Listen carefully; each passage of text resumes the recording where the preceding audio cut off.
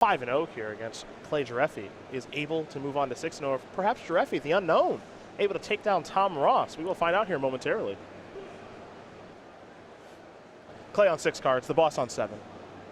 Tom Ross currently number 2 on our Player of the Year leaderboard, as we'll start things off with a 3-bit Inspector. For Gereffi, it's an Evolving Wilds. We'll head back the boss's way. He'll draw a card. See how he wants to move forward. The neat thing about Evolving Wilds, it kind of signifies a lot of different decks. So Tom almost certainly doesn't know what he's up against just yet. No, and Evolving Wilds is kind of stock in nearly every 3-color deck and a lot of the 2-color decks in Standard. Yeah. You need that mana fixing. Tom will play a Plains. It's not the White Orchid. The thought process there is, well, I'm not going to get any value out of this. Thought process is, can't be too proud. Yep. Just play your Grizzly Bear that's got first strike. Get out there. Yeah. That's all you can do. I can respect it. Tom does not strike me as the type of guy who gets fancy trying to get that land out of the Night of the White Orchid. You know, there's no need. Right. Time and a place. Time and a place. Gereffi did search up a forest with that Evolving Wilds. Here's a Plains, and now this is an Elvish Visionary. Cantrip. We'll draw a card, pass that turn back. Over to Ross we're going to go. A player who we watched win back-to-back opens here in Season 2 with White-Red Humans. Tom has done some outlandish things on the SCG Tour. That might be his greatest accomplishment. Here come the beatdowns. Self-values attended pre-combat. Chump blocking and goes the Elvish Visionary. The follow-up here for Tom is a Kithian. Not a great sign there for Gereffi because it means he's not even playing towards any sort of a merge play. I'm sure Tom is thrilled by that chump block. Yeah.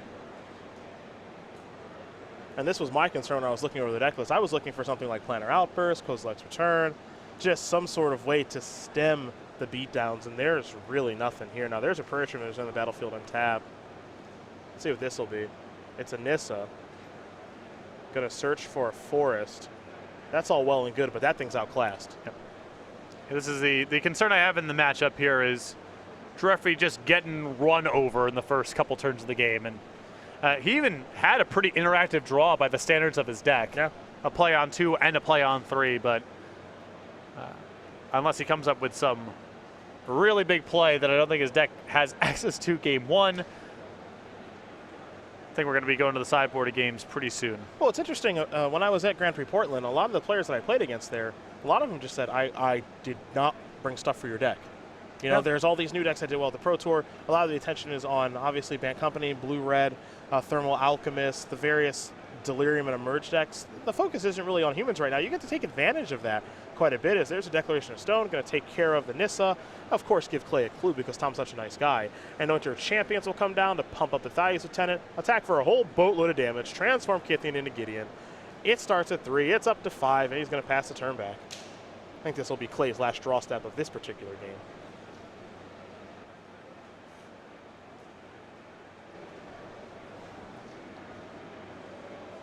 You see he's going to do some math about how much damage am I taking next turn? It's a lot. Yeah, I mean, I'm not gonna sit here and do the math. Not super relevant. Ross has got points to spare. Yeah, that's the short of it. Going to start things off with an Oath of Nissa. Take a look at the top 3. And no more. You think that satisfies Tom a lot, where he plays a game where his opponent plays nothing but cards that draw other cards, and his opponent dies with 7 cards in his hand? Probably makes him happy. That's got to be so satisfying. Yeah. I know this. I am also wired the same way. You've lived that life, yes. Right. So have I. I am wired that way as well, and man, that is rewarding. The purest form of card advantage is just counting up all the opponent cards in your dead opponent's hand. Yeah. Well, that's something Tom's able to do this game, as he does win game number 1 here over Clay Gereffi. Mono White Humans very quickly destroys Bant Crush as we take a look at the sideboards here for both players. And we are going to start with Gereffi, who's got 2 Peace of Mind, 2 Blessed Alliance, 2 Ojanai's Command of Seasons Past, an Ishkana Graph Widow and Orbs of Warding, a Sorin Grim Nemesis, a Linval the Preserver, a Descend Upon the Sinful. That's a 3rd copy on the board, along with 2 Dispels and the Sigarda Heron's Grace. Any easy fixes here? I do not like any of the cards in his sideboard for this matchup. I can get behind the Descend Upon the Sinful, just another sweeper, even on the slow side at least. I think gives Gereffi some shot here, but the rest of the stuff is pretty pricey. He can cut some of his other pricey stuff that's worse, I suppose, if he wants to go to cards like Linvala and Sorin that gain life and provide a little more immediacy, but I am not seeing a lot of cards that dramatically change the matchup here. Other side of things here for Tom Ross, a Plains, a Stitcher's Graft, I love it. A Grist Boon, a Silk Wrap, 2 Stasis Snare, 2 Gideon Allies, and a card, 2 Repeal the Abominable, 2 Militia Captains, along with 2 Hollow Moonlight, and then a Tandem Tactics. So I think we're going to see the Hanier Militia Captain just because there's not a lot of removal on the other side of the table. I think the 2 copies of Gideon can come in as just a hedge against sweepers in a longer game. And based on the cards that Gereffi played, I think it's possible Tom will identify him as playing some sort of Collected Company strategy. So the Hollowed Moonlights might come in, even though that's not really what's going on here. Well, that gives you an idea of what both players are working with. So they'll get ready here for game number 2. And while they do, I guess we'll talk about the old StarCityGames.com Creature Collection. A favorite of mine and yours. You can get old Young Burrow Mancer here. It's available on playmat sleeves and player bundles. And we also have one of our fun little fellas here. I know you like this one. The old Fruit Bat. I do like a Fruit Bat. Yeah, giving some beatdowns on some watermelon. Also play sleeves and player bundles there as well. Go to StarCityGames.com/Creature Collection for more information about that. And if you happen to be in New Jersey this weekend, you can also stop by the dealer booth because we always bring all these playmat sleeves and player bundles, all the events we go to. Well, you know, you want to spend some time talking about Tom? Yeah, sure. Could probably do that for a long time. It's starting to be a real conversation between him and Jerry, who's the best player in SCG Tour history. I'm not sure. Tom, 14 open top 8s, 4 open wins, 3 invitational top 8s, 2 wins. Has won back-to-back opens, won back-to-back invitationals. I guess he hasn't been the Players' Champion yet. Neither is Jerry, though, so they're both kind of vying for that title probably this year. Would be no surprise if we saw him duke it out in the finals of that thing. He took a break from Magic for a couple of years, came back and hit the ground running is an understatement. Yep, 2014 in particular. Yeah. The accomplishments, the back-to-back invitational wins, his run on the Grand Prix circuit. Last year, I would say, by his standards, perhaps backslid a little bit, but this year he's been back at it, crushing events. It's just been, I mean, for you and me, it's obviously been a lot of fun to watch because we like to play aggressive decks. So to see Tom play Humans, Boss Red, Boss Sly, Infect, he's playing Dredge this weekend in Modern.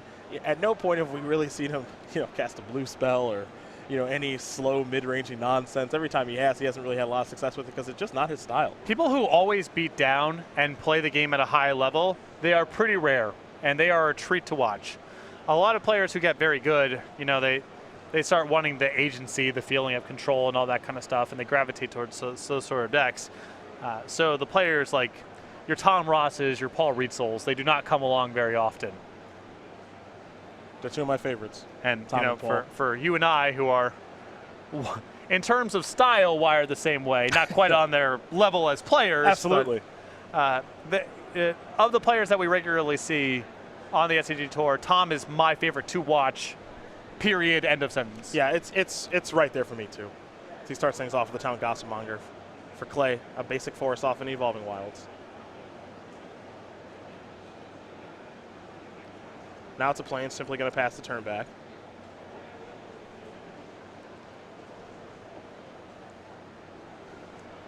The Deadly One-Lander. Which is not beyond Tom. We've seen this a lot. And not necessarily a mistake to mulligan. Not arguing that either. Yeah, I mean, to me, this leads me to believe, as you see the Reflecting Mage come down, so what Tom is doing here is Gereffi targets Town Gossipmonger with Reflector Mage. Tom says, okay, I'm going to transform it into the Rabble, which means that I can actually replay it. Yes. So here's Knight, which is going to search up a plane, so now there's no mana issues whatsoever. And we might actually see him, might see him replay Town Gossipmonger because that's not the card that got bounced inside of Rabble is. And if you wonder why Tom kept the 1 land hand. Now you're seeing with the 2nd land, everything unlocked. Yeah, you got to keep a lot of hands like this. You know, ideally for when you're on the draw, it's 2 planes Knight, and then a bunch of spells. So you can have this sort of hand, and actually now he can threaten the transformation of Kithian. Gereffi, well, he's just going to play a 4th land and pass the turn back. Now, isn't it funny? He looks like a Collected Company deck right now. Exactly, and this is a weird spot for Tom to be in because he saw Elvish Visionary and Nissa last game. 2 cards very easily could be in a Collected Company strategy. Fletcher Mage fits right in. So we might see Tom play around a card like Collected Company. He might play around something like Spell Queller. And I imagine that this happens a lot with Gereffi's deck. Yeah, for sure. He passes with 4 up. He's played a lot of 2 and 3 mana creatures that look like they fit into that skeleton, and the card is nowhere to be found. The only tip-off that he's not a Collected Company deck is the fact that he played Oath of Nissa last game. Right. At the very end. But yeah, I agree with you that it's unlikely you would want to play that with Collected Company. You probably just want to play with another creature, but it's not impossible. Yeah. You cannot rule it out. Here's a Thraben Inspector. Tom will get a clue. He's treading very carefully here. Now, if he knew what he's up against, I think we would have seen the creatures come in by now. And this is where your playtesting can go sour. Often you're playing against people and you're just assuming full information. You get in a tournament setting, especially early on, it doesn't work that way. Yep. Here's Griff's Boon.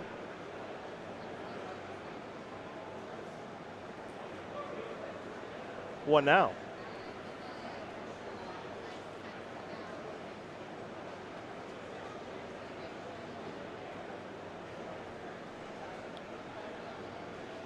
I don't know what comes next here for the boss. Hiya! Just in the air. Very, very cautious turn. Aha! It's a Blessed Alliance. That's not Collected Company at all. That's funny. Tom there doing the safest possible attack that he could make against Collected Company. Yep. But the worst attack against Blessed Alliance, yes. most likely. Almost certainly. Now, we're reading Blessed Alliance. We're also going to read Stitcher's Grasp, because that's what Tom just played. That's funny. I actually had a conversation about this card at the Grand Prix last weekend where we're saying, okay, how about a little of this action with Always Watching? Ever heard of it? 1 mana, 2 to equip. Equip creature gets +3/+3, and then there's a lot of negative text. Whenever equip creature attacks, it doesn't get to untap. You move it, you have to sacrifice the creature you moved it off of. Awesome flavor of that card. It can be very, very powerful, just like the card Gereffi just played in Sigarda. Parents' Grace. Some trouble brewing here. Yep. And Sigarda also mighty fine against Stitcher's Grasp because you just have a sea of chump blockers. Yeah, Gereffi, I think, getting a lot of edge this game by the fact that, he sort of looked like one thing game 1, and it turns out he's something else entirely. Tom last turn making pretty safe attack against Collected Company, or as safe of an attack as he could come up with. And the sequence here of Blessed Alliance into Sigarda is all sorts of trouble. Oh, there's Always Watching. That's step 1 of the Stitcher's Grasp puzzle. Yes. Combo, as you like to say. I do like combos. Another Griff's Boon. Not sure there are any great attacks here for Tom. So he's just going to pass the turn back. However, if I'm Tom, now I'm starting to think, okay, what the heck's going on here? Well, I like the line that Tom appears to be taking from my perspective, is just load up the town Gossip Donger to be large enough that it can effectively brawl with Sigarda. Once that's off the battlefield, then you have better size and you're going wider. Okay. But Sigarda is a long-term concern.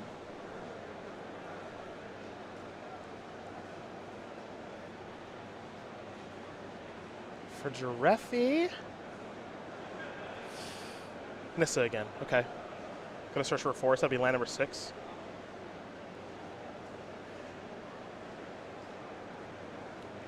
And now we're at the flashpoint where Descend Upon the Sinful is a card Very real. that Gereffi can deploy. And if we know about any vulnerability to mono white humans, it doesn't quite have enough card advantage and staying power to beat a sweeper. It's very rare. Yep. Well, it doesn't have it. Okay, so I agree with your statement, but certainly in situations like this where you don't know it's coming, it's way worse for you. So you're playing against a black deck. It's like, okay, I'll try to balance against Languish.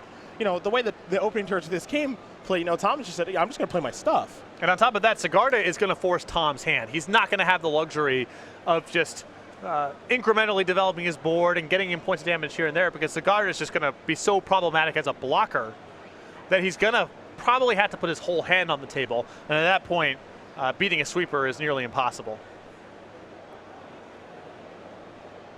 All right, boss man, what comes next for you? You saw no transformation of the Town Gossip Monker just yet. He can kind of do that at will because of always watching. So now I'm curious to see if he wants to go toward Stitcher's Graft.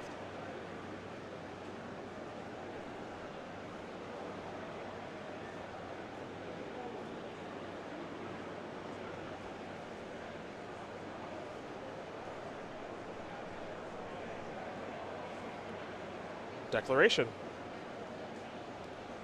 Timely. If this lands, it's really bad news for Gereffi. He had a kind of a lot of eggs in this basket. It did.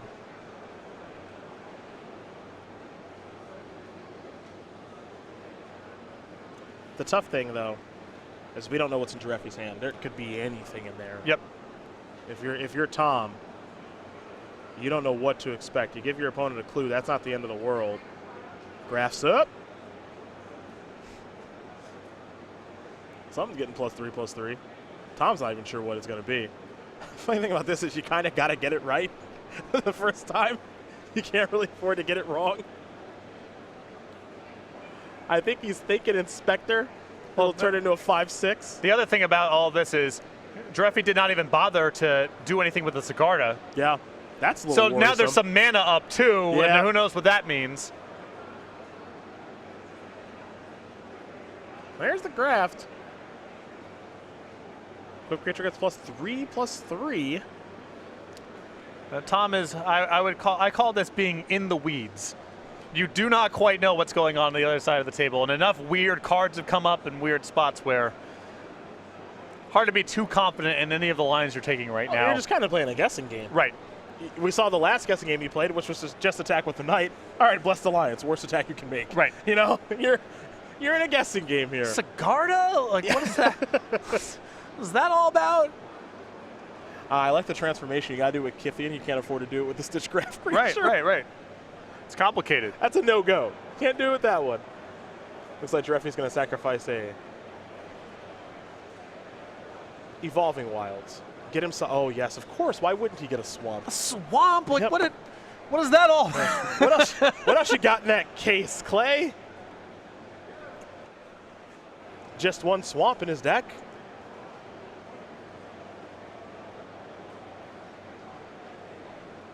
Yeah, right now I'm looking for land number 7, flip the Nissa, and descend upon the sinful. That's what I'm feeling. Good place to be. That's what I'm feeling right now.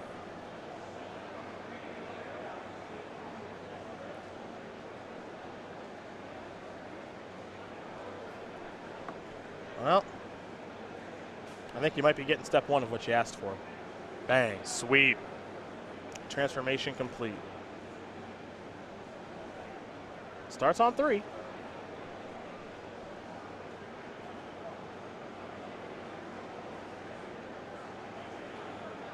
He does have double white. Tom down to 1 card in hand, I believe, plus the clue. Plus it. Another Nissa. It's just okay. Not that exciting.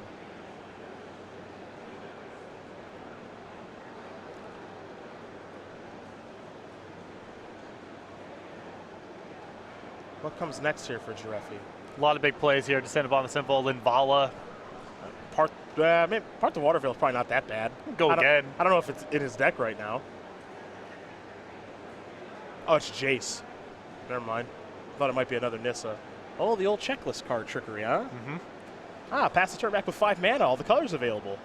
Sure. What? Yeah. I'm sure Tom is just thinking, can you just tap out for a thing? Like, Have it not be too bad, though. right, yeah. Oh, just play an air elemental. I can beat that. Right. Even Linvala would provide some clarity. I mean, it would be kind of bad, but it's not necessarily game here. Yeah.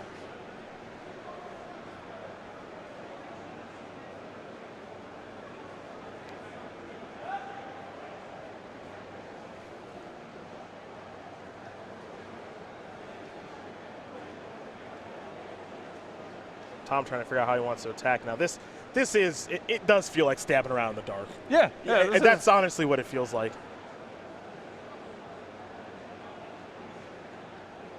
I think this is just an attack with the flyer at Nissa, I believe. But the others, actually, I think he's attacking with everything, and he's just to move the rabble over to the Nissa. We'll get confirmation on the attack. Tracking is a little bit difficult now because he's always watching, providing vigilance. We're not sure what's attacking and what's not, but based on Ross's body language, Incited Rabble going at Nissa and the other two attackers just going at Gereffi appears to be what's happening.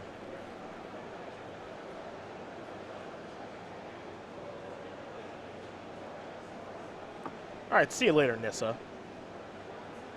Kithian transformation complete.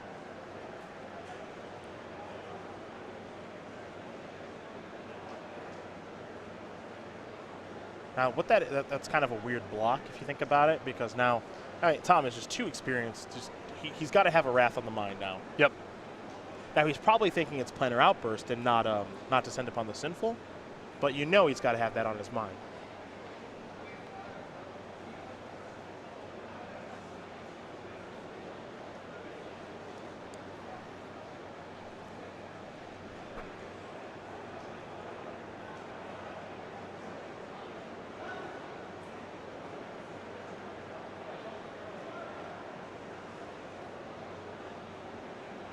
Bunch of mana. Okay. Ultra-Tide's Command. Getting back Jace. I'm actually happy I can't see Clay's hand. Yeah, this is the best part. I don't know what's going to happen. What is he tapping for? Yeah. I was going to activate Jace. A lot of people, when you're watching it, Magic, a lot of people, they want hand cam, stuff like that. This is the mystery. Yeah. This is the actual fun part. It's like watching a game from Tom Ross's seat. Right. You have no idea what's coming. Tom you just do your thing. I have no idea what it's going to be. I know there's an Elvish Visionary over there. And Clay does have to discard a card still, which I believe will transform his Jace. Yep, plenty of cards in the graveyard.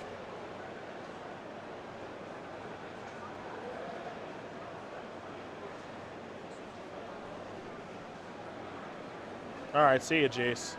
Transform.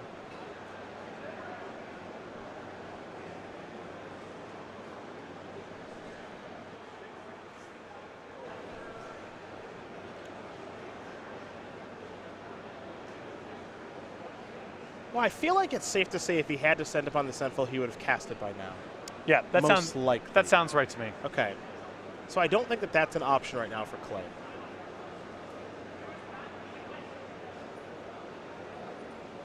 But the way he's in that finger tapping, I'm familiar with that. I do it myself. That's counting. I don't know what's counting towards. Now Tom's got to be thinking, is there like a combo in this deck or something? Sorin on the splash. See you later, Gideon, which was beginning to become a problem. Don't forget to use that Jace. And to some extent, I know it sounds silly, but Tom is sort of relieved by that play. It's like it's a normal Magic card. Like it's good here, but it's going to trade, and we're going to move on with life. Yep, it's good. It's good enough. I can do that. It explains the swamp. Thank goodness I know what's going on with the swamp now. There's it cast a black card. Okay, starting to get my head around this a little bit. Okay.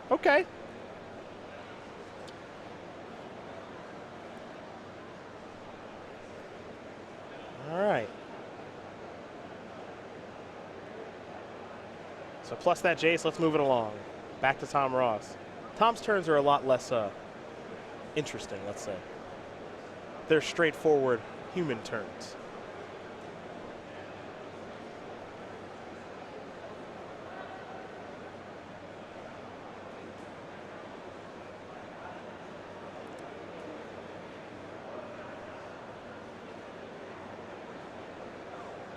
That's Thalia's Lieutenant, maybe. He was thinking about it. All right, he's going to play it. Counters up. Beatdowns engage in a moment, I believe. Yeah, he can kill both planeswalkers.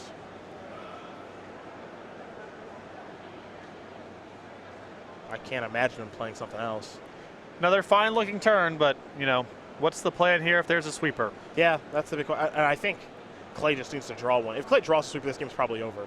Especially because Descend Upon the Sinful, then it has Delirium. Right. It's going to get the 4/4 with it as well. What an awesome match. Well, awesome game. I mean, we still have another game left, potentially. Yeah, I've been in Tom's seat plenty of times. I do not know. I have a couple of times. It's kind of nerve-wracking. If you ask me to write out this person's deck list, and do I get more than 75% of it right, I would guess no. No. You spend a lot of time trying to figure out what the black mana was for. Here's Elvish Visionary, draw a card. That thing's a little outclassed on this board, to say the least. Another speed bump. Yep. But it's another draw towards the sweeper, which is, I think, ultimately what this game is going to come down to.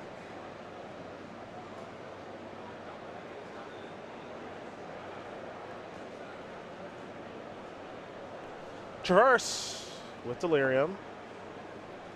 What do you got? What do you got? Ishkana, it seems okay here, I guess. What do you got in that case? Maybe Den Protector for a rebuy on a rebuy.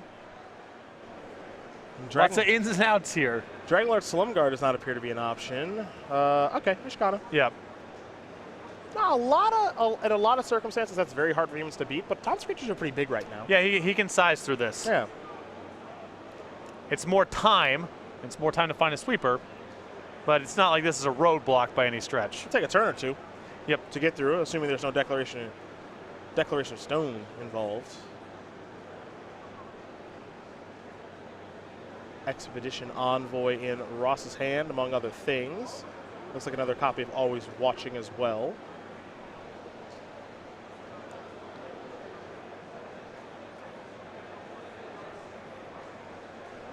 Ross trying to navigate through this maze. Well, we're trying to do it right here along with him.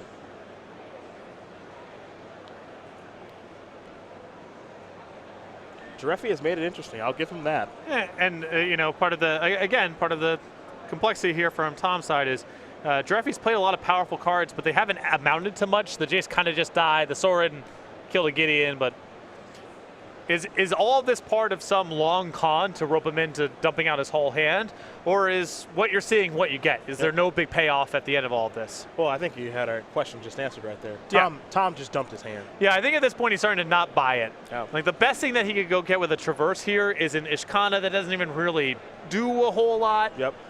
Time to just put all your chips in the middle. No reason to give this deck extra draw steps. If you have a Wrath, okay. Yep. Okay. We'll play a third game. And even if he does have a sweeper, Gereffi's down to basically no cards in hand, and Tom has 2 copies of Always Watching and a Grist Boon, so he could reassemble pretty fast. Oh, he's tapping his mana really fast. 6. Yep, there Okay. it is. Yep. I think he just drew it, honestly. I would imagine so. Yeah, there's Descend Upon the Sinful. We'll take a look at that once. Finally here, exile all creatures. Put a 4/4 white angel creature token when flying onto the battlefield if you have Delirium, which he does. But any one threat, with the Always Watching, the Grist Boon, and the Stitcher's Draft, yeah. Yeah, he can beat a 4/4. Any creature does it. Found one. Dragon Hunter. Equip. Go. All right, Clay. Elvish Visionary. Peel 1. Land for turn. Beatdowns for 4. Pass that turn back. The boss will draw. Yep, he's gonna sacrifice Evolving Wilds, will Gereffi. Ross is gonna go to Grist Boon, just like you called it. Assemble a creature. That's what he's doing. And this gets to ignore Elvish Visionary and also just be way too big. That's an Expedition Envoy, and I don't know how. Looks like Gereffi's in some trouble. I don't want to say I don't know how he's gonna get out of it because there are ways, but. Here's Ochitai's command. Yeah, I mean, he can Ochitai command back at Jace and Descend Upon the Sinful again and keep trying to do this song and dance. Yep. The problem is that any one creature Ross draws suddenly is, all right, we're back to square one. Jace activation. It'll be transforming here momentarily. I mean, it feels like we've gotten to the type of spot where Gereffi should be a huge favorite. But unless he has ways to break up the artifacts and enchantments that Tom has, there's no guarantee that the Descent Upon the Sinful is a lock. Well, the thing that Tom can do in a spot like this is if he just draws a string of creatures, it's bad news. Yep. Like, I don't want to say one land loses in the game, but if he just draws a string of creatures, Clay's in a lot of trouble. Yep. And one of the things when you're playing humans in a spot like this where you're trying to come back from being behind, a card like Thraben Inspector, if you draw that, you hit a clue, you make a clue, you sack it, you draw another creature, all of a sudden things start to spiral out of control for Clay. Didn't get a great look at the draw step. Kind of shook Tom a little. Oh man, it's a Gideon. It's a Gideon, which I guess qualifies as a creature, but one of the worst draws in the deck because I think he'd rather just be dumping mana into the Stitcher's Graft and the Griff Spoon. Now, what's not exciting about this is, okay, I can play my Gideon. What am I going to do with it? If I make a 2/2, always watching isn't even a positive effect on it or the Stitcher's Graft. Right. So he's almost forced to just say Gideon plus.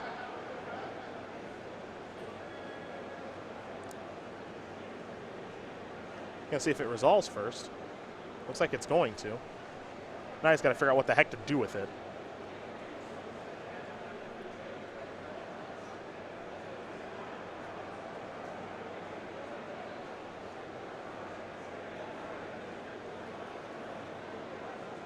I know the one thing he won't do is make an emblem. All right, grapple with the past. Plains, crush. Yeah, get back Ishkana. Sure, I guess. Yep. Draw a card. Hiya. See you later, Gideon.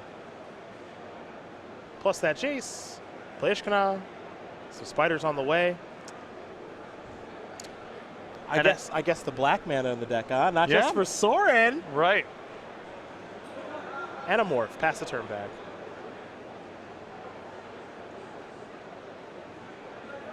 Will Ross play on?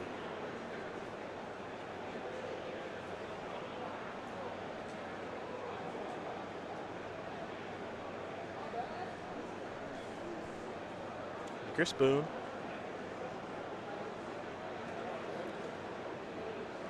Defensive strategy. Gonna D up now. Den Protector's gonna unmegamorph, get a counter, bring something back. I think of Sorin. Yeah, I can't see him coming back now. Yeah. Yeah, there's Sorin. These cards are too powerful that Gereffi has in the battlefield. Humans doesn't win games like this.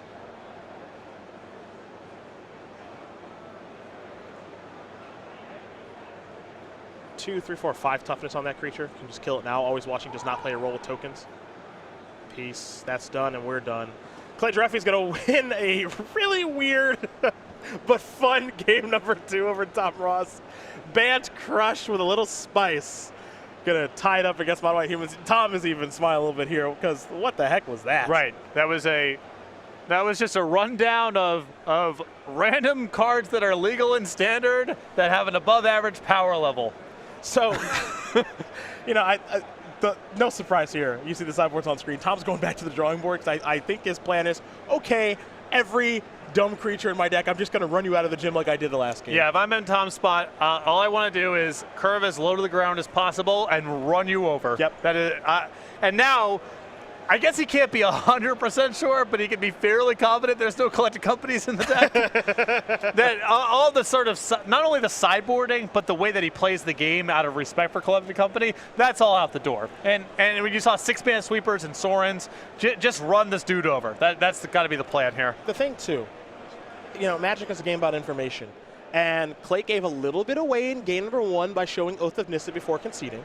But also, as we saw with that grapple of the past, he revealed Crush of Tentacles. So now it's like, okay, I saw some real wonky things going on, but also you're a Crush deck, and there's kind of a prerequisite to make your deck a Crush deck with Den Protector and various other things. So, yeah, I don't think you can handle a beatdown. And the other side of that is also, once Clay gets to 6 mana, all hell breaks loose. So yes. you got to try to end the game before he can get to that amount of mana. He's got to get the game over with. That's what he's going to try to do. So, what a fun game to watch there, I must say. Very, very enjoyable. Well, you see the shirt that Tom Ross is wearing. If you want to get that T-shirt yourself, you can certainly do that. There he is wearing it, official shirt of StarCityGames.com. You can go to go.StarCityGames.com/apparel. Poly blend there for you, screen printing in the United States. And solid shirt, unisex as well. So for males and females alike, go to StarCityGames.com/apparel. Get the official shirt of StarCityGames.com today. Be like the boss. I don't know if you're wearing the shirt means you're going to win as much as he does. I don't know if that translates, but you can certainly Probably look not. like it. That seems like an irresponsible thing to suggest. Look, that was one of my favorite ads back in the day. Was Grant Hill, the Sprite commercial. He's like in the middle of this like pretty intense workout, and then he just starts drinking Sprite. Yeah. If you did that in a real workout, you would just puke. Yeah, you throw up everywhere. Yeah. We did talk about doing that. We refer to it as the Grant Hill challenge of working out for an hour and then trying to guzzle a 20-ounce bottle of Sprite and see what happens. That sounds terrible. Yeah. Yeah, that sounds really bad. So, yeah, well, I'm not trying. I am really into responsible advertising. As am I. I sort of want to just be, these are the things that we have, they exist. You can spend your money on them. You don't have to. It's all fine. Yep. And just suggesting that buying the shirt will make you play like Tom Ross in a similar space of destructive suggestions as Grant Hill guzzling a Sprite after a workout. So when I was a kid, one of my best friends around the corner, his favorite player was Grant Hill. My favorite player was Anthony Hardaway. Good choices. But Anthony Hardaway didn't have a beverage sponsorship. Right. So I decided that he drinks root beer. He had the little penny thing going on. He which did was have that. That was Converse? I think so. Right. I think so. So I decided he drank root beer. Yeah. And so we drank Sprite and root beer while playing basketball outside. Didn't chug it because, we'd throw up. Yeah, but of course. I would love to see just professional athletes having to actually drink the things that they're sponsored by. Yeah. Just like have on the bench of a game. Have a sack at McDonald's and then work out and then go drink your soda as you're, doing your thing. Yeah. James Harden just having to eat Taco Bell's breakfast after every game. I think Clay has taken a couple mulligans here. And this is really bad news for Clay because how he gets a foothold in this matchup is 6-mana spells. Yep. And getting to 6 mana and having the spells before Tom kills you when you're on 5 cards. Very tough. It is pretty difficult. Pretty difficult. I must say. But if we're being honest, I think Clay's deck is going to mulligan some. Yeah. 4 colors, a bunch of weird individual cards. Yeah.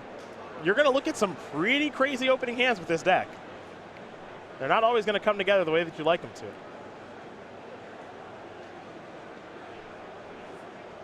He's going to scry. He'll keep it on top. Oh, 1-drop. Surprise, surprise. Evolving Wild's land here for Clay. He's going to sacrifice that and shortcut a little bit. Tom's going to play some Knuckleheads. Here's a Thais Lieutenant.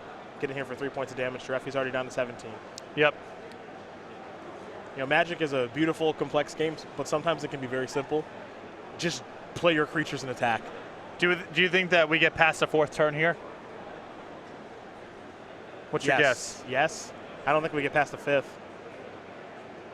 Hellish Visionary. Okay. Guaranteeing another turn. I don't know if I would say that. That's true. Land. Always watching. Get in. Yeah, we'll get 4 out of this at least. Yeah. Chump blocking duty. Yep. Tom will deal 2. Gereffi's going to fall down to 15. Over to Clay we go. Does he have land number 3? A lot's got to go right for him here. He's got to basically produce a land and a chump blocker until he gets to 6 mana. Traverses your land. There's a basic plains. No chump blocker, however. Tom going to do a quick delirium check. 3 of them. Ross will draw. Stasis Snare. Now for Tom, you see the lands that Clay has out. A forest, an island, and a plains. No language to worry about. The earliest Wrath effect that he could play is on turn number 5 with Planar Outburst. So I think he's allowed to just dump the hand if he'd like. Yeah, I guess the question is, can you beat something of substance on 4, Sweeper on 5, and the Citrus Graft here could be aligned to let him avoid even that outcome. Tom's pretty smart. Yep. Play around Blessed Alliance, even equip the right creature. Pretty smart. Although that's a land drop and essentially a chump blocker. There's another land. Pass.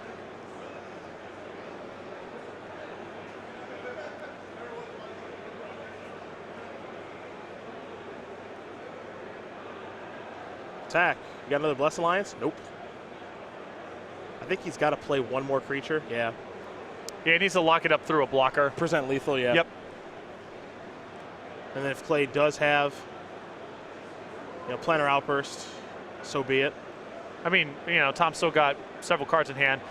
Yeah, Threadman Inspector is another great way to advance the board and hedge around a sweeper. Mm-hmm.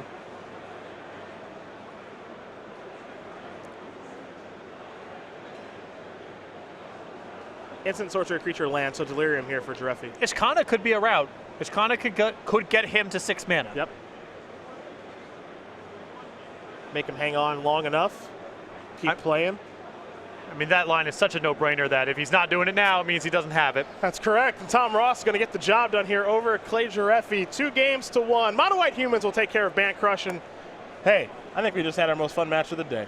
Game 2 was sweet. Yeah. I love the games that involve not enough information on one side of the table, a player playing an orthodox deck with a mixture of cards, and slowly but surely the lack of information dooms the player.